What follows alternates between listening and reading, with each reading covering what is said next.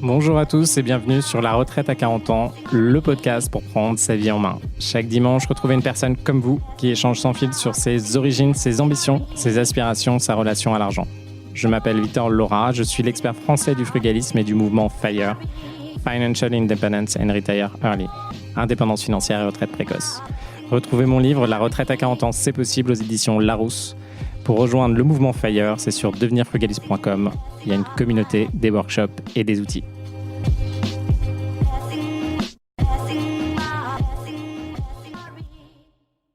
Bonjour à tous et bienvenue dans un nouvel épisode de La Retraite à 40 ans. Aujourd'hui, on va faire un petit focus sur l'immobilier en Espagne, le FOMO et est-ce que c'est intéressant d'aller investir à Madrid. Attention, on fait tout ça d'un seul coup, c'est parti.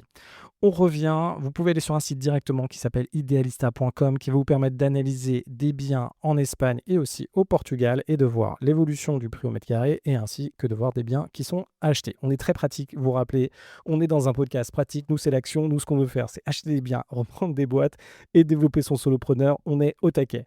Une fois que vous allez sur ce site-là, vous pouvez regarder du coup l'évolution du prix au mètre carré et par exemple en Espagne, là aujourd'hui on est à Madrid à 4343 € du mètre carré en septembre 2025 et on a fait une évolution de plus 21,7% par an. Premier élément où il faut faire très attention à la FOMO. Je sais que c'est quelque chose qui est bien aussi dans certains cas, c'est-à-dire que ça peut nous permettre de nous motiver. La FOMO, c'est quoi ? C'est Fear of Missing Out. Donc là, vous voyez par exemple demain le Bitcoin, on vous redit que le Bitcoin il dépasse les 100 000 €, les 120 000 €, les 150 000 €. Et vous dites juste j'ai loupé ça et du coup il faut absolument que je sois dedans parce que je suis en train de louper de la performance. Ça peut être pareil dans l'immobilier. Vous voyez que Paris augmente de 10%. Vous allez dire, ah zut, il faut que j'augmente dans Paris. Et là, c'est le cas exact avec l'Espagne. Vous voyez, 21%. Du coup, vous, ça fait des triggers chez vous. Vous dites, ah zut, j'avais quand même le projet d'acheter à Madrid. Et là, j'ai plus 21%. J'ai loupé ça. Et du coup, ça va encore augmenter demain. Il ne faut pas que je loupe. Et du coup, je passe à l'action. Alors, attention à ce truc-là. Bon, il y a la même chose en bourse, comme ce que je disais, et dans les cryptos. Quand vous avez le FOMO qui arrive, c'est le moment où vous risquez de prendre des mauvaises décisions et c'est pour ça qu'on va en parler aujourd'hui. La problématique du FOMO, c'est qu'on a tellement peur de ne pas profiter de cette croissance qu'on va passer à l'action potentiellement dans les pires moments, c'est-à-dire qu'on va acheter des choses qui, par exemple, on va acheter le marché, le market on the top, donc on va être tout en haut du marché, on va acheter et après il va y avoir une chute, une correction de 10% du marché et là, potentiellement, on va paniquer et on va revendre. Ça, c'est le pire truc que vous puissiez faire. C'est-à-dire avoir de la FOMO, acheter quand c'est cher et après ne pas être prêt, ne pas être préparé en tant qu'investisseur à avoir une chute de 10%. Et là, vous dire juste, putain, j'ai perdu 10% sur 10 000 €, j'ai perdu 1 000 €, c'est beaucoup pour vous. Et là, vous revendez à 9 000 € et vous actez votre perte. Alors attention, ça c'est la première règle. Si vous avez de la FOMO et que vous voulez passer à l'action, attention à la FOMO, prenez du recul. Après, utilisez quand même cette énergie de FOMO. L'énergie de FOMO, elle est très bien. Si là, aujourd'hui, vous vivez cette énergie de FOMO pour l'Espagne ou quand vous voyez que vous avez loupé 21%, et bien là, tout de suite, vous dites, OK, il faut que je devienne bon en IMO, il faut que j'achète, il faut que j'y aille, j'ai l'énergie maintenant, ça me saoule, ça m'a piqué. Vous m'appelez et vous venez avec moi et on fait les vrais trucs. Pourquoi ? Parce que je vais vous dire ce qu'on va faire ensemble. OK, vous avez Madrid qui prend du 21%. Pourquoi Madrid, ça prend du 21% ? Simplement qu'aujourd'hui, il y a quand même beaucoup de personnes qui sont intéressées à ce marché en Espagne où c'est une ville et c'est un endroit, un pays où il fait bon vivre. Les prix ne sont pas encore les prix de la France. On peut vivre avec moins d'argent. Il fait beau, il fait chaud. Alors de temps en temps, il fait trop chaud en été. Et ça, c'est un vrai sujet quand vous faites de l'investissement locatif. Il y a aussi des problématiques sur l'eau et il y a aussi des problématiques sur les salaires locaux. Mais indirectement, c'est un peu comme le Portugal à une période. Là, on se dit, et principalement pour ceux qui sont français, quand vous regardez où vous voulez partir en vacances aussi, vous vous rendez compte que la France, finalement, c'est pas mal, mais c'est excessivement cher. Et du coup, vous pouvez partir pour 2-3 fois moins cher en Espagne ou au Portugal une fois que vous êtes sur place. Et c'est pas loin. La France, ça attire les personnes qui partent des États-Unis, qui quittent en fait des pays qui ne correspondent plus à un certain nombre de personnes. Ça attire aussi des personnes de pays étrangers. Donc en gros, on va voir des Américains, des Français, des Européens qui vont se dire « Ok, je veux une vie sympa, plus sympa, je peux travailler à distance et dans un pays qui est plus abordable. » Et l'Espagne, c'est vrai que c'est quand même très sympa. Moi, le seul petit point noir, mais personnel, que je mettrais sur l'Espagne, j'aime bien être dans des endroits où il n'y a pas trop de bruit. Les Américains parlent très fort quand on est dans des restaurants à New York, par exemple, mais c'est rien comparé aux Espagnols. Alors, je vous invite à aller déguster des tapas avec entouré d'Espagnols, mais qu'est-ce que ça parle fort, quoi. Ça parle super fort et ça, c'est pas du tout mon truc, mais ça, c'est une petite notion personnelle. Il faut savoir aussi que par rapport à quelques années, alors pour ceux qui ont la chance d'être plus jeunes que moi, l'Espagne à l'époque, donc dans les années 2010, il faut savoir que le circuit de l'eau espagnol, il y avait beaucoup d'endroits où l'eau n'était pas potable. Donc on était dans un pays avec de l'eau non potable, qu'on peut retrouver dans plein d'endroits, hein. Par exemple à Moscou, l'eau n'est toujours pas potable du robinet. Et là, ils ont fait un gros travail à Madrid pour que cet équipement soit là. Il faut se rendre compte aussi que c'est un pays comme le Portugal où les infrastructures sont vieillissantes, l'immobilier peut être aussi vieillissant et il y a un engouement de croissance. Pour ceux aussi qui étaient là dans les années 2000-2010, on a connu donc avant crise 2008, mais des fortes croissances de l'Espagne. Je me rappelle voir des camions partir avec des Porsche en Espagne pendant quelques temps avant que ce soit un peu rattrapé par la crise. Bref, l'Espagne, beaucoup de potentiel. On voit qu'il y a une grosse augmentation. Les villes principales qui sont assez connues, il y a Madrid, bien sûr. On va avoir du Valencia et on va avoir de Alicante. Donc Alicante, j'avais déjà regardé le marché, fait des opérations en 2000. Attention, là, il faut que je m'en rappelle. C'était 2000. Bon, bref, quand j'avais 29 ans, donc là, on est en 2017-2018, je regardais déjà des opérations plutôt Airbnb à cette période-là. Donc là, on se retrouve dans un marché qui a du 4 343 euros au mètre carré. Déjà, qu'est-ce qu'on peut faire et est-ce qu'on peut se positionner pour faire quelque chose? Bon, on se rappelle dans les règles, si on veut faire de l'investissement à cash flow, on se rappelle le cash flow, vous achetez un bien avec 110% de dette, donc vous prenez le bien plus tous les frais associés, vous empruntez ça et vous mettez le bien en location, vous voulez avoir du 300 euros de cash flow par mètre carré, par 100 000 euros d'investissement. Là, les règles, c'est quoi? Quand vous êtes en dessous, et attention, ça c'est les règles françaises, mais ça change un petit peu avec les règles espagnoles, mais on va faire les liens. Quand vous êtes en dessous de 1300 euros du mètre carré, là, vous pouvez faire des immeubles de rapport que vous louez soit en meublé, soit en nu. Quand vous êtes en dessous de 2500 euros du mètre carré, 2600, vous pouvez faire des colocations. Pourquoi pas des 80 mètres carrés ou moins, avec 4 chambres. Et là, il faut que les chambres, vous arriviez à les louer à 400, 500 euros. Si vous êtes au-dessus de ces chiffres-là ou même en dessous, bref, vous pouvez faire de la location courte durée quand c'est valide dans un pays. Attention, je ferai un épisode beaucoup plus détaillé sur l'impact du Airbnb à New York et les réformes qui ont eu lieu, parce que j'ai l'impression qu'on se dirige vers ça. Donc, je vous ferai un épisode sur le Airbnb. Aujourd'hui, on ne va pas traiter le Airbnb, on va traiter simplement les colocations. Les colocations, c'est ce qui va vous permettre autour de grandes villes, dans d'ailleurs n'importe quel pays, de augmenter du coup le loyer. Un loyer d'un appartement normal, il va être dans les 1000-1300 euros. Vous le passez en colocation, vous allez pouvoir encaisser du 2000-3000 euros par mois. En faisant ce x2 finalement sur votre loyer à rentrée, vous allez pouvoir acheter des appartements 2 fois plus chers. C'est un peu, alors pas 2 fois plus cher, mais vous allez pouvoir les acheter plus cher. Donc, là aujourd'hui, on voit que l'Espagne, c'est en train de partir à balle. On se dit, zut, je suis en train de louper de l'argent, je n'y arrive pas. Problématique qu'il y a avec les pays qui sont comme le Portugal et comme l'Espagne, on rentre dans un monde, surtout le Portugal par exemple, des mondes où le Portugal a une phase très dure d'un point de vue économique, était dans une phase où ils ont dû en baver, et maintenant ils ont une phase de croissance qui est très forte. Donc quand vous êtes dans des pays où les personnes voient les prix au mètre carré qui augmentent et voient les transactions réelles qui passent de 2000 euros du mètre carré, 3000, 4000, et qui voient des transactions qui augmentent et ils font du plus 20% par an, attention, la mentalité humaine, les personnes qui vendent des appartements ou des personnes qui vont construire et faire de la construction vont aller dans un autre monde.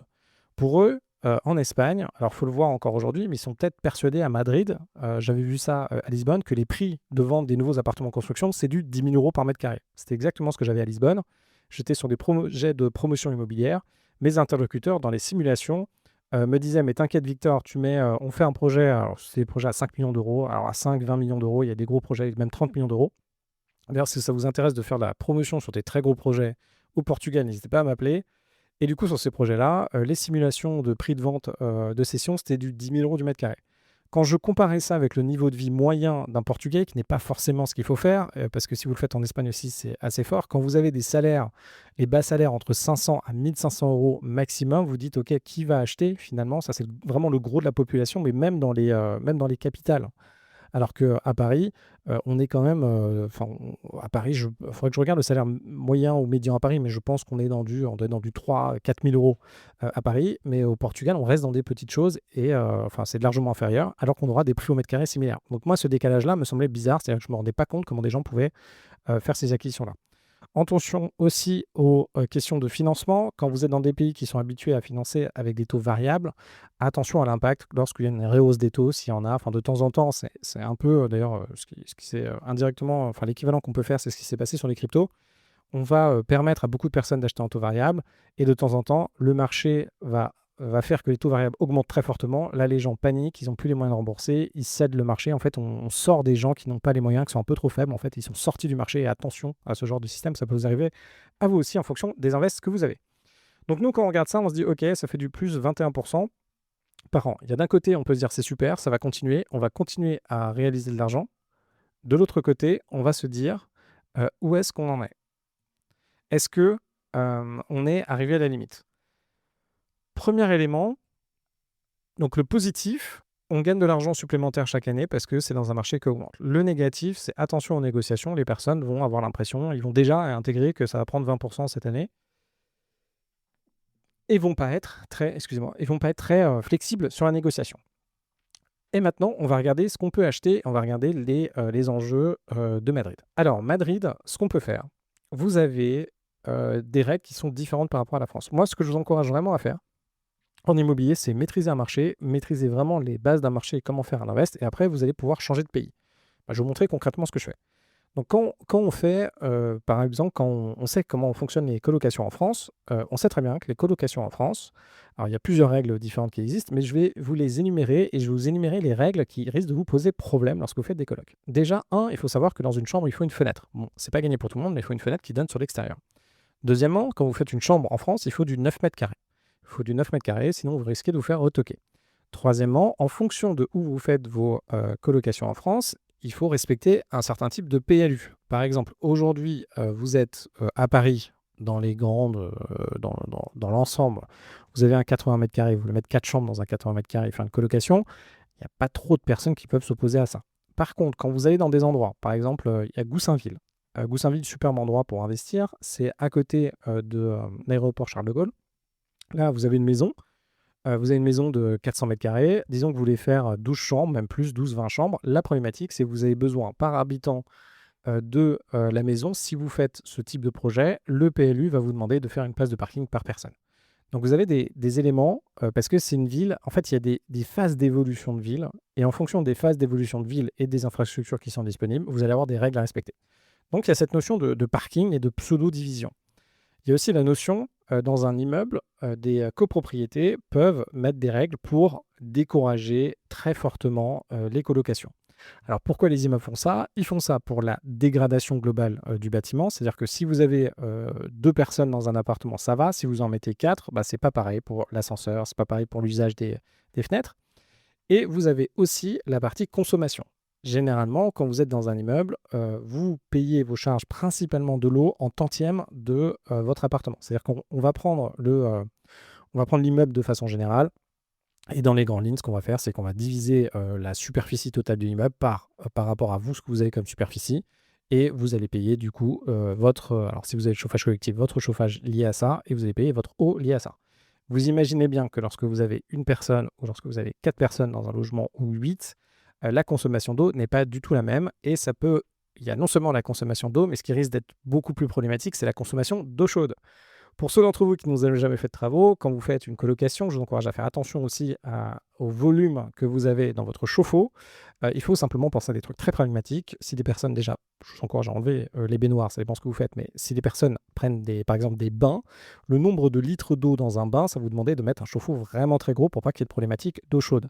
Si vous prenez des douches, c'est déjà mieux, mais si vous avez 4 à 8 personnes dans une coloc, ça peut faire beaucoup de consommation d'eau. Si on revient, du coup, je prends ces éléments-là et moi, je prends mes référentiels français. Donc, dans mes référentiels français, si je veux respecter ces règles, le truc maximum que je peux faire, c'est dans du 70 mètres carrés, je peux réussir à avoir des 4 chambres. Mais là, attention, en France, c'est du vraiment très optimisé. et je vais être très limite. Donc, il faut que l'appartement soit très bien fait. Pourquoi? Parce qu'en France, je dois respecter ces 9 mètres carrés par chambre. Ça, c'est un gros engagement. Et le deuxième engagement, et là, c'est plutôt sectoriel, c'est en fonction de où je vais faire ma colocation, il y aura un niveau de standard qui sera demandé. Donc, il y a deux choses. Vous rentrez dans un marché, donc là, on va rentrer dans le marché de la colocation. Vous arrivez à Paris. Vous avez déjà le marché, entre guillemets, accessible à tout le monde, qui est le produit de base. Il faut se demander quel est le produit de base du marché. À Paris, le produit de base, ça va être une chambre de 9 mètres carrés, sans salon, avec une petite salle de bain, et vous pouvez être à 3 ou même 4 dans un appartement, avec une seule douche et WC pour 4 chambres de 9 mètres carrés, et une cuisine avec une table pour s'asseoir et dîner. Ça va être le minimum de Paris. Pourquoi? Parce que Paris, il y a une telle tension locative que tout se loue. Indirectement, quasiment tout se loue. Par contre, vous allez aller à côté de Toulouse, en banlieue de Toulouse, là où on peut faire aussi beaucoup de colocations. Le standard minimum va être rehaussé. C'est-à-dire qu'il va vous falloir un salon minimum et potentiellement deux douches. Deux douches. Pourquoi? Parce que pour le même prix, les personnes vont avoir sur le même marché d'autres biens disponibles. Et si vous voulez, donc ça c'est le positionnement de base.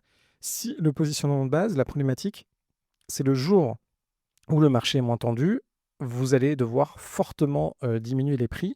Et la problématique de diminuer vos prix, vous rentrez moins d'argent et du coup, ça impacte directement votre cash flow et potentiellement, ça impacte votre cash flow et ça impacte, si vaut mieux louer quelque chose moins cher que de ne pas le louer déjà. Et après, si vous louez quelque chose beaucoup moins cher, ça dégomme votre rentabilité. Du coup, il y a ce marché de base et ce qui est intéressant, c'est un peu le marché intermédiaire que moi j'aime bien. Donc, le marché de base aussi, il faut faire. Bon, il y a un marché vraiment, vraiment basique. Donc là, vous avez des trucs qui sont dégueulasses. Donc, dégueulasses dans le sens où alors, c'est pas forcément dégueulasse. Ça peut être. Alors, vous avez des trucs qui sont pas propres, oui. Et après, vous avez des trucs qui sont pas beaux. C'est-à-dire que vous avez quelque chose, les murs sont blancs, ça fait un peu hôpital, etc. Donc, vous, votre travail, ça va être finalement de réussir en mettant peu de fonds, de vous positionner sur le marché de base, mais un peu au-dessus. C'est-à-dire de faire des colocs propres qui sont jolis et qui sont bien. Après, vous allez avoir le marché plutôt intermédiaire et enfin, vous avez le marché luxe. Le marché intermédiaire plus, là, vous allez vous positionner. Donc là, ça peut être par exemple quand vous reprenez la problématique des colocations, ce qui embête la plupart des personnes, c'est de ne pas pouvoir aller aux toilettes simplement. Et dans certains cas, c'est que ça bouffe, on ne la retrouve pas dans le frigo. Ça peut être problématique parce qu'on ne sait pas quel est l'endroit dans le frigo. Du coup, vous pouvez régler ces deux problématiques-là. Là, ce que vous pouvez faire, c'est mettre une salle, une douche par chambre déjà. Donc là, vous augmentez le standard, c'est-à-dire la personne veut prendre une douche, elle peut aller directement dans sa salle de bain, dans sa chambre, ce qui fait que les WC, s'ils sont aussi dans une douche partagée, sont beaucoup plus accessibles. Si vous mettez aussi deux WC, donc il y a un nombre de WC que vous pouvez mettre en fait en fonction du nombre de chambres pour que ce soit largement facile d'usage. Donc là, déjà, vous changez d'usage pour que ce soit mieux. Et aussi, si vous avez cette problématique de frigo, vous pouvez mettre un frigo par chambre. Attention, si vous faites ça, pensez bien, et c'est pour ça qu'il faut venir avec nous, dans votre plan électrique, à faire les bons plans électriques. Pourquoi? Parce que le passage d'un logement qui va être à un usage, par exemple, vous avez des chambres pour enfants. Ça peut fonctionner, mais le nombre de prises et le fonctionnement n'est pas fait pour avoir une chambre qui ressemble à un hôtel. Donc là, il faut redimensionner généralement son réseau électrique. Donc il y a quand même de l'électricité à refaire. Attention, l'électricité, c'est un budget quand vous le faites. Bon, ça dépend après comment vous le faites, etc. Petite astuce, si vous voulez faire du coup une colocation et mettre des douches dans chacune des chambres. Je vous fais tout un truc sur les colocations, là. On va retourner sur Madrid juste après. Si vous voulez mettre des douches dans les chambres, vous le savez peut-être pas, mais il y a besoin, en gros, l'eau. Comment fonctionnent les évacuations d'eau et l'alimentation d'eau dans un immeuble? Donc généralement, par appartement, il y a soit une seule alimentation d'eau et une seule évacuation, ou sinon vous en avez deux. Donc si vous avez des grands appartements, en fait, vous avez deux grosses colonnes montantes et descendantes. Donc montante, ça va être l'eau, et descendante, ça va être les évacuations. Dans les évacuations, vous avez deux formats. Vous avez les fameux 10 cm d'évacuation, donc ça a un diamètre de 10 cm, et là, vous pouvez faire des WC, et sinon, vous avez moins que ça, et là, ça peut être des douches. Ne mettez pas des WC sur des moins de 10 cm. Pourquoi? Parce que alors là, déjà, vous n'avez pas le droit, et en plus, ça va vous péter l'immeuble, quoi. Et après, ça va revenir sur vous, c'est sûr. Il faut un diamètre suffisant pour tout ce qui est WC. Là, ce que vous pouvez faire dans ce cas-là, c'est rehausser si vous voulez du coup mettre des douches supplémentaires chez vous, ce qui va vous manquer, c'est la distance entre votre douche et l'évacuation, par exemple, de WC pour vous raccorder, ou l'évacuation de douche pour pouvoir vous raccorder. Là, il va vous falloir un dénivelé, parce que la façon dont ça fonctionne, c'est on utilise la gravité, l'eau tombe dans le siphon et après elle doit s'évacuer. Et là, vous avez besoin d'avoir un dénivelé, donc du l'ordre du centimètre par mètre, pour que ça puisse s'écouler. Pour faire ça, vous vous rendez compte que plus vous vous éloignez d'un point d'eau, plus il va falloir mettre une pente. Et du coup, dans les logements, si vous voulez vous multiplier le nombre de douches, ce que vous pouvez faire, c'est refaire une dalle surélevée. En fait, vous allez, donc disons que vous avez un appartement, vous avez 2,40 m d'auteur sous plafond, vous allez faire une marche de 15 cm. Alors, ça dépend comment vous le faites, mais généralement, on va plutôt faire du 15 cm. 15 cm, donc le sol, vous le rehaussez de 15 cm pour pouvoir faire votre dénivelé, et là, vous allez pouvoir refaire toutes vos douches. Donc, ça veut dire qu'il y aura une marche dans votre appartement. Généralement, toutes les chambres seront une marche en dessous, et tout le salon plus, plus le début de la chambre, en fait, là où il y a la douche, seront surélevés de 15 cm. Donc ça, c'est un super tip si vous voulez changer de gamme de logement pour pouvoir être sûr que vous allez louer.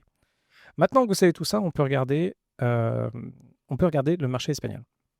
Dans le marché espagnol, donc vous mettez votre grille d'analyse française par rapport à l'expertise que vous avez. Si vous n'avez pas cette grille d'analyse française et vous ne savez pas comment faire, vous venez avec nous, on dégomme les colocs non seulement en France, mais aussi en Espagne. Comment vous allez faire? Déjà en Espagne, vous n'avez pas cette notion de 9 mètres carrés. Donc on change les ratios. Les ratios dont je vous parlais, qui sont moi les colocs classiques que je peux faire, c'est-à-dire 4 chambres dans 80 mètres carrés. Ici, on peut faire 4 chambres dans 70 mètres carrés. On peut largement descendre, donc on augmente notre rentabilité fortement. Autre élément aussi à prendre en compte, c'est qu'en Espagne, les gammes de personnes à qui vous allez louer, l'Espagne, il y a quand même beaucoup d'activités et ça dépend de votre cible. Soit vous allez pouvoir louer par exemple à tout ce qui est personnes qui vont travailler sur les chantiers, etc. Ce qui est toléré en Espagne, ce qui n'est pas toléré chez nous, ou du moins chez nous, ce serait qualifié de marchand de sommeil, c'est qu'en Espagne, vous pouvez mettre 2 personnes par chambre et mettre 4 chambres dans un 69 mètres carrés. Ça fonctionne. Le seul enjeu que vous avez en termes d'utilisation, ça va être l'usage des frigos. Donc, vous mettez des frigos dans chacune des chambres. C'est possible aussi pour ce type et gamme de population de ne pas mettre de clim dans les appartements. Alors, pourquoi vous ne voulez pas mettre de clim dans les appartements? Parce que ça consomme beaucoup et après, il y a des enjeux de casse, en fait, directement dessus. Ce genre d'appartement aussi, si vous voulez les faire, petit conseil que, alors on ne fait pas forcément ça en France, mais on va le faire en Espagne. Vous avez ces fameuses, donc quand on choisit, donc en gros, quand on fait une colocation, on veut choisir quelque chose qui se lave facilement, qui est joli et qui est solide. Sauf qu'après, il y a des contreparties. Par exemple, vous pouvez très bien mettre un sol en carrelage effet parquet. En France, on va très rarement faire ça parce que si vous êtes dans des villes comme Paris, il fait assez souvent froid dans ces villes-là, plus que chaud. Et le carrelage, c'est globalement froid, sauf si vous avez un chauffage par le sol. Donc on va très peu mettre ce carrelage effet parquet. Par contre, en Espagne, vu qu'il fait globalement plus chaud que froid, on peut se permettre de mettre ce carrelage version parquet. Le carrelage version parquet, c'est quand même mieux que le lino parce que ça, si vous voulez le laver, déjà vous pouvez mettre de l'eau, enfin c'est beaucoup plus costaud qu'un carrelage simple. Vous allez faire ça, vous allez pouvoir mettre vos lits, vous allez pouvoir avoir des petites chambres. Et là maintenant, est-ce que ça fonctionne? J'ai un cas d'exemple et je remercie une personne de mon training avec qui on avance sur ce sujet-là. Donc là, vous pouvez par exemple trouver un appartement. Donc les frais de notaire, on est plutôt de l'ordre de 6%. Attention, dans des moments, vous avez des commissions d'agence et même à des moments, il faut mettre un dépôt carrément pour faire une offre. Donc ça peut arriver de devoir mettre 2 000 3 000 euros de dépôt pour pouvoir faire une offre sur un bien. Là, on va prendre un bien à Madrid qui est du coup un 69 mètres carrés qui vaut 260 000 euros. Il y a 30 000 euros de travaux, 15 000 euros à peu près de frais de notaire, 1 500 euros de frais de notaire et 250 euros de frais d'enregistrement. On arrive à un projet à 307 000 euros. Là, l'enjeu, c'est qu'on va se retrouver à un bien qui va être à 4 200 euros du mètre carré, prix moyen après travaux. Le prix moyen de Madrid, c'est 4 343 euros. Ok, ça c'est bien. Maintenant, quelles sont les problématiques sur Madrid? Alors, comment on fait ça? Donc, on a tout ce système. Les loyers annuels, on peut faire du 21 600 euros par mois. On aura des dépenses annuelles de 16 000 euros par mois. Et à la fin, alors attendez, on aura des dépenses annuelles. Ça dépend, on va reparler des emprunts. Votre problématique, et ça on va le refaire, c'est qu'en Espagne, donc vous pouvez emprunter sur 25, sur 30 ans même, et les taux sont inférieurs à la France. L'enjeu qu'on va avoir, c'est qu'en Espagne, on va normalement pas vous prêter les travaux. Donc attention, mais là vous avez des techniques. Alors, la grosse différence entre la France et l'Espagne, pour ceux qui ne savent pas, en France, vous achetez un appartement dans cette gamme-là à 260 000 euros ou même à 200 000 euros. Vous avez 60 000 euros de travaux à faire. La banque va vous prêter le prix d'achat plus les travaux. En Espagne, ils ne vous pouvez négocier, mais la règle de base en France, c'est qu'on vous prête le prix d'achat plus les travaux, sauf si les travaux sont trop importants. La problématique qu'on va avoir en Espagne, c'est qu'on ne va pas vous prêter les travaux. Du coup, il y a un truc qui peut être intéressant en Espagne, et je vous le dis. L'intérêt de l'Espagne, c'est du coup, vous pouvez passer par un marchand de biens indirectement. Là, ça va être intéressant pour vous parce que lui, il va vous revendre le prix de l'appartement avec travaux et du coup, vous, ça rentre dans votre emprunt. Donc, si votre stratégie, c'est de faire de l'emprunt, les marchands de biens, là, pour le coup, ça peut être intéressant. Nous, notre enjeu, c'est qu'on va nous demander, du coup, de façon générale, donc sur ce projet à 307 000 euros, on va nous demander de faire comme apport les travaux, tout ça, etc. Donc, on va avoir 54 000 euros d'apport à réaliser pour ce projet. Et là, on a une problématique. La problématique qu'on va avoir, et c'est ce dont je voulais vous parler, c'est que faire cet investissement, là, si on fait 50 000 euros d'apport, 54 000 euros d'apport, on va effectivement avoir, donc après impôts, etc., on va avoir du 200 euros à peu près de cash flow. Nous, notre problématique, c'est qu'on a calculé un cash flow après apport. Et ça pose beaucoup de problèmes. Pourquoi? Parce que cet investissement avec apport, ça nous fait burner 54 000 euros. On se rappelle, le plus important pour nous, c'est cet apport. Dans le cas précis où on en est, ce que vous devez utiliser pour vos investissements immobiliers, vos investissements de façon générale, ça va être le taux de rendement interne, donc c'est l'IRR, Internal Return Rate. Ça, vous pouvez faire rapidement un calcul sur Excel ou sur Google Sheet. Le fonctionnement à quoi ça sert de calculer cet IRR, ça vous permet de vérifier finalement, de comparer vos investissements en tant que tels. Votre enjeu, comment on calcule un IRR? Vous allez mettre dans un premier temps, donc vous allez faire 2 colonnes. Vous allez dans un premier temps mettre ce que vous allez décaisser pour l'investissement. Nous, dans notre cas aujourd'hui, on va décaisser 54 000 euros. Donc vous faites moins 54 000 euros. Et après, vous allez descendre ligne en ligne. Vous allez faire une ligne jusqu'à 25 si vous faites un investissement sur 25 ans. La ligne, du coup, ça c'est la ligne 0. La ligne 1, vous allez mettre combien vous allez gagner la première année. Nous, dans notre cas, globalement, ce qu'on a mis, c'était du 3 300 euros la première année de gain de cash flow après impôt. Enfin, de résultats après impôt. Vous allez mettre toutes ces lignes-là jusqu'à la ligne 24. Donc, jusqu'à la ligne 24, c'est ce que vous avez touché chaque année. Ça tourne bien, etc. La ligne 25, ce que vous allez faire, c'est que vous allez mettre non seulement donc, vos 3 300 euros que vous gagnez, plus la valeur du bien de cession. Attention à ne pas fantasmer. Ok, il peut y avoir une croissance sur les biens, mais ne me mettez pas du 5% de croissance par année pendant 25 ans. Ça peut être vraiment très compliqué. Attention à revoir la validité là-dessus.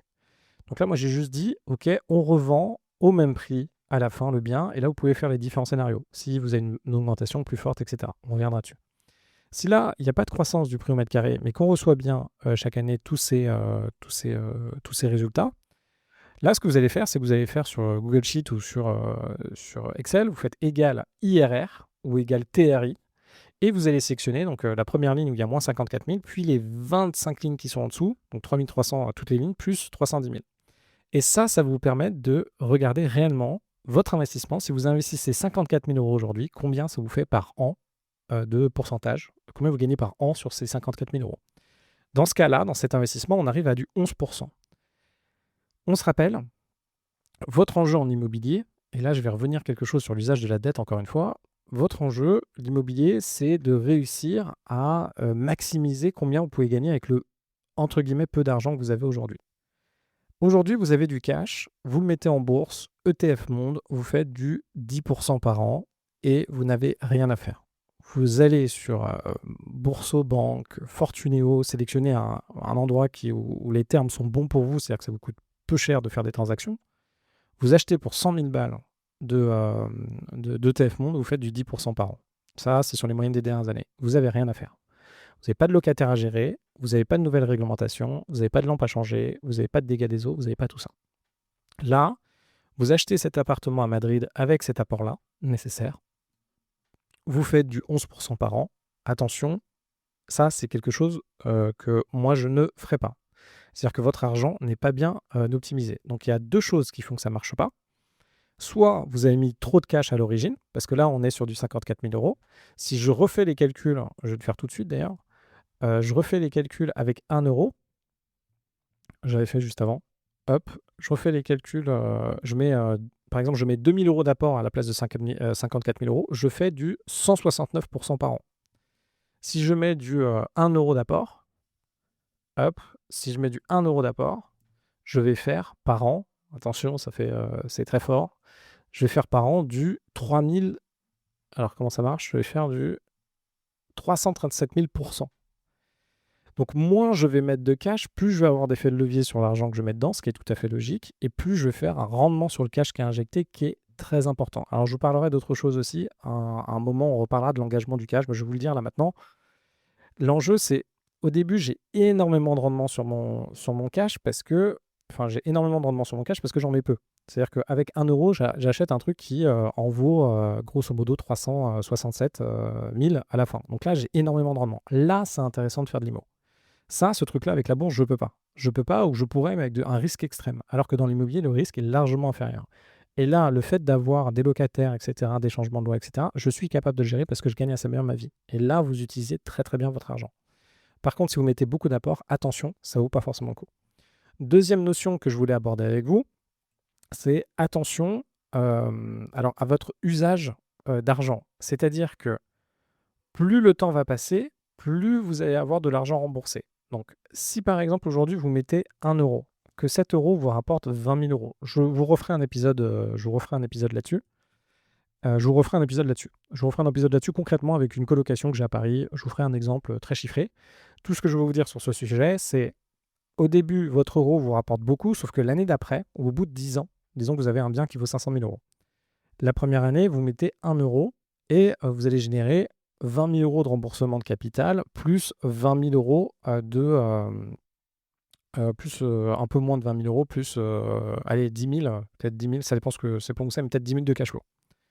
Si vous avez ça, là, votre usage du cash est très intéressant. Par contre, si vous attendez que le bien est totalement remboursé, vous allez vous retrouver à générer 20 000 € ou même plus, 30 000 € par an, mais vous allez avoir 500 000 € investis. Ce qui veut dire que si vous calculez combien vous gagnez par rapport à votre argent investi, c'est pas suffisant. Et là, la question se pose. En fait, il y a un moment, votre capital ne produit plus assez. Si là, aujourd'hui, vous héritez, vous avez 10 millions d'euros, mais c'est placé à Paris, et c'est pas optimisé, il y a très de fortes chances que votre capital vous rapporte du 3%, 4% par an. C'est terrible. Terrible. C'est-à-dire que vous n'avez même pas assez pour faire face à l'inflation. Vous couvrez l'inflation avec votre capital immobilier. Donc là, vous êtes obligé de réemployer votre capital. Donc effectivement, on va critiquer énormément les riches, mais il y a un moment, un riche qui ne fait pas d'investissement, donc un riche, je ne sais pas ce que c'est, mais quelqu'un qui a 10 millions d'euros, qui ne fait pas d'investissement, ne sera pas, va s'appauvrir en réalité. C'est-à-dire que s'il n'est pas exposé à des choses qui peuvent lui permettre de gagner plus, il va finalement détruire la valeur de ce qu'il a. Je ne parle même pas de l'héritage. Nous, dans notre cas, on revient sur Madrid. Sur cet investissement-là, donc là, on a fait un truc un peu limite, c'est-à-dire qu'on n'a pas mis de croissance finalement sur le prix de l'immobilier, sachant que là, on a vu 27% de croissance. Alors moi, je pense que la croissance va se tasser à Madrid parce qu'il faut faire attention. À mon avis, dans un truc de FOMO, il faut voir où ça va s'arrêter. Globalement, dans le temps, il y a de fortes chances que ça continue à augmenter. Donc, au lieu de sortir avec nos... j'ai tout cassé. Au lieu de sortir avec notre cash flow, au lieu de ressortir à 310 000 € à la fin, ce qu'on va faire, c'est qu'on va dire qu'à la fin, donc au bout de 25 ans, au lieu qu'on soit à 310 000, disons qu'on arrive à aller à du 450 000 €. Disons qu'à la fin, on arrive à du 450 000 € de prix de vente. Et bien là, on va faire du 12% par an de TRI. Donc même là, si on a une augmentation, on se rend compte que le TRI n'est pas suffisant. Donc là maintenant, je me mets à la place de quelqu'un qui a envie de faire de l'investissement. Tout dépend de votre situation. Si vous arrivez à très bien négocier et à faire l'investissement qu'on a vu ici en mettant moins d'apport, là, ça peut être intéressant d'aller à Madrid. Ça dépend ce que vous voulez faire. Si vous êtes en capacité de faire du cash chaque année, que vous voulez acheter dans Madrid centre et multiplier les colocations, là, potentiellement, pourquoi pas, mais ce n'est pas le truc le plus optimisé. Si vous êtes limité en cash, et on est tous limités en cash, parce que là, un appartement, c'est 54 000 € d'apport. Donc votre problématique, c'est que vous allez faire un appartement 54 000 € d'apport, même si c'est un appartement qui, en mettant 0 apport est à l'équilibre, attention, c'est-à-dire que vous êtes limité à, disons que vous avez 100 000 balles de cash, vous allez être limité à faire 2 investissements, parce qu'il y a 54 000 € d'apport à chaque fois, et en plus, vous allez devoir attendre d'avoir assez de cash pour pouvoir refaire un investissement supplémentaire. Donc pour ceux qui n'ont jamais fait d'investissement immobilier, potentiellement, ils ont besoin de faire cette expérience-là. Je peux le comprendre aussi parce que ça rassure, c'est dans Madrid, vous faites une colocation, etc. En plus, vous êtes dans une zone qui fait du plus 20%, donc là, ça vous motive. L'enjeu que vous allez avoir là-dessus, c'est vous allez potentiellement faire cet investissement du premier appartement parce que vous avez 100 000 € cash, vous allez sortir votre première coloc. C'est peut-être ce qu'il vous faut aujourd'hui pour passer l'étape. Mais ce qui va se passer dans votre vie, et je vais vous le dire parce que ça m'est arrivé, vous allez faire ce premier investissement avec vos premiers 54 000 €. Puis après, vous allez faire un deuxième investissement avec vos deuxièmes 54 000 € parce que vous avez 100 000 € de capacité. Bon, les 8 000 € d'écart, vous les retrouvez avec des loyers, bref, vous allez les retrouver quelque part. Bref, vous arrivez à faire 2 investissements à Madrid. Là, vous allez vous retrouver avec 2 apparts qui tournent, mais qui vous font 0 de cash flow et vous allez avoir immobilisé 100 000 € de votre cash. Et là, vous êtes bloqué. Ça dépend combien vous arrivez à épargner chaque année. Soit vous arrivez à épargner 10 000 € par an. Si vous arrivez à épargner 10 000 € par an, il va vous falloir 5 ans avant d'en faire un prochain. Si vous avez arrivé à épargner 20, il vous faudra 4 ans pour en faire un prochain, etc. On va très vite être limité. Donc, si votre objectif, c'est de réellement pousser l'investissement locatif, de faire du cash flow, plus de faire, je vais vous dire, de gagner en capital, parce que là, c'est une autre notion aussi dont on m'a parlé, il faut que je vous redonne un peu comment moi, ma vision du truc. C'est là, Madrid, ce type de coloc, c'est sympa, ça peut être pas mal, mais ça ne génère pas assez d'argent et surtout, ça consomme trop de votre cash. Pour avoir un investissement qui consomme moins de votre cash, il va falloir s'éloigner. Donc là, si vous êtes à Madrid, allez voir Valencia, à côté de l'école de... j'ai fait une coloc là-bas, à côté de l'école de médecine. Allez voir Alicante, allez voir des villes où le prix au mètre carré est inférieur et où les loyers se tiennent toujours en colocation. Ou sinon, éloignez-vous de Madrid, autour de Madrid, pour aller dans des endroits qui vont être gentrifiés, où il y aura du prix au mètre carré inférieur pour mettre moins d'apport. Et au lieu d'acheter 2 appartements, en acheter 10 en bout de course et aussi avoir du cash flow, donc du 500, du 1 000 € par mois. Ça, c'est votre objectif sur ce type de coloc et d'investissement. Rappelez-vous, sur 300 000 € d'invest, il faut aller chercher, si vous voulez vraiment faire le truc IMO à balle, il faut faire du 500, 1000, 1500 € de cash flow, en ayant tout emprunté. Le nerf de la guerre, c'est de protéger votre cash parce que le jour où vous n'avez plus de cash, en immobilier, ça va être plus dur de convaincre les banques pour pouvoir emprunter et vous n'allez pas pouvoir passer justement à la deuxième étape qui est d'utiliser votre cash en ultime recours pour faire les prochains invests. Donc en tout cas, l'Espagne, moi je pense que ça peut être un endroit qui est très bien pour investir. Attention à la FOMO, donc à ces plus 21% qu'on a eu cette année. C'est sûrement exceptionnel. Ça va, je pense, continuer à augmenter, mais pas de cette façon-là et pas de cette façon aussi drastique. Donc attention au FOMO. Les deals que vous voyez aujourd'hui à Madrid, ils seront toujours là dans 6 mois, j'en suis quasiment sûr, et au même prix, voire même un petit peu inférieur. Donc ne vous inquiétez pas. Vous savez qu'à Madrid, vous pouvez faire ce type d'investissement. Là, en attendant, si vous êtes en Espagne, éloignez-vous un peu. Allez voir d'autres endroits. Rappelez-vous que sur les investissements, on va emprunter sur très longtemps. On a besoin d'avoir du cash flow aujourd'hui. Pourquoi? Ce n'est pas les 10, 20, 30 000 € d'intérêts supplémentaires qui vont changer votre vie. Vous, votre objectif, c'est de pouvoir emprunter plus. Au lieu de faire un investissement à 300 000, vous les montez à 1 million d'invest. Donc, montez 1 million d'invest, vous payez 30 000 € de dividendes d'intérêt en plus sur un invest, vous n'en avez rien à faire. Rien à faire, ce n'est pas votre échelle de grandeur. On se bat quand même pour tout. Sur les travaux, effectivement, on veut des économies, on veut tout bien faire, mais sur les intérêts, ce n'est pas ça le vrai sujet. Autre élément aussi, est-ce qu'il faut choisir d'investir plutôt en France ou plutôt en Espagne pour vos prochains invests si vous habitez à Paris? Attention, si vous êtes sur place, c'est beaucoup plus facile d'investir à côté. Et déjà, quand on commence, le niveau de difficulté pour faire des investissements est conséquent. Donc si vous commencez aujourd'hui, il vaut mieux aller plus simple, plus proche de chez vous, mais quand même dans un endroit rentable, et aller dans un endroit où vous n'allez pas, ça dépend combien vous gagnez, mais un aller-retour Madrid, bon, faut voir, mais vous en avez peut-être pour 100, 300 €, attention, parce qu'en fonction de la période, ça va vous coûter excessivement cher de faire votre invest. Donc à côté de chez vous, moi je vous encourage de commencer à côté de chez vous, de cartonner le truc avant de passer dans un pays étranger où vous allez devoir, je ne sais pas quel est votre niveau d'espagnol, même votre niveau en termes de respect de tout ça, mais attention, il y a d'autres éléments dont je ne vous ai pas parlé. On est bien là-dessus, on a vu ces éléments-là, donc moi j'irais, si j'avais 100 000 € de cash, je les utiliserais pour faire du locatif avec beaucoup plus, si mon objectif c'est vraiment de gagner de l'argent dans l'IMO. Si je suis en capacité de prendre plus de risques et d'aller faire des colocations où je vais mettre moins d'apport et plus de rendement, j'irai les faire. Si je ne suis pas dans cette capacité et qu'aujourd'hui j'ai besoin de passer à l'action parce que sinon je ne le ferai jamais, donc j'ai besoin d'un coup de dopamine pour voir que j'avance, je ferai cette colocation à Madrid, j'en ferai une avec mes 54 000 € d'apport parce que j'ai besoin d'en faire une, j'ai besoin d'être assuré, j'ai besoin de faire ma première étape. Et après, j'attendrai avant d'en faire une deuxième à Madrid et j'irai en faire d'autres dans des endroits où il y a plus de risques parce que je serai rassuré pour mes prochains invests. Voilà ce que je veux vous dire. Donc attention au FOMO. Attention à tout ça.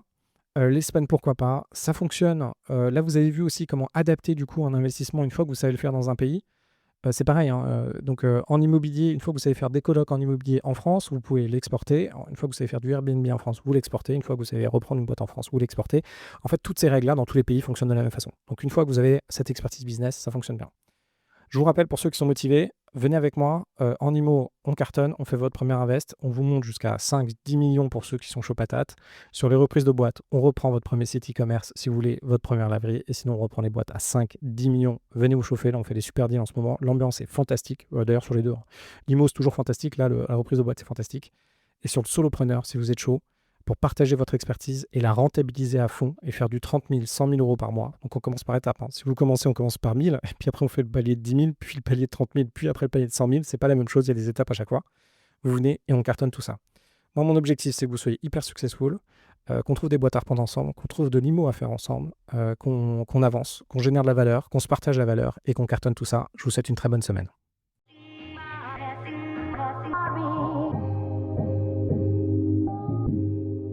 Vous venez d'écouter un épisode de La Retraite à 40 ans. N'hésitez pas à en parler autour de vous, à vous abonner, à rajouter 5 étoiles et à mettre un petit commentaire. Ça nous aide vraiment beaucoup. Pour être informé des nouveautés, rendez-vous sur devenirfrugaliste.com. Une question, je réponds sur LinkedIn, Victor Lora, L-O-R-A. Et surtout, n'oubliez pas, vous êtes déjà au top.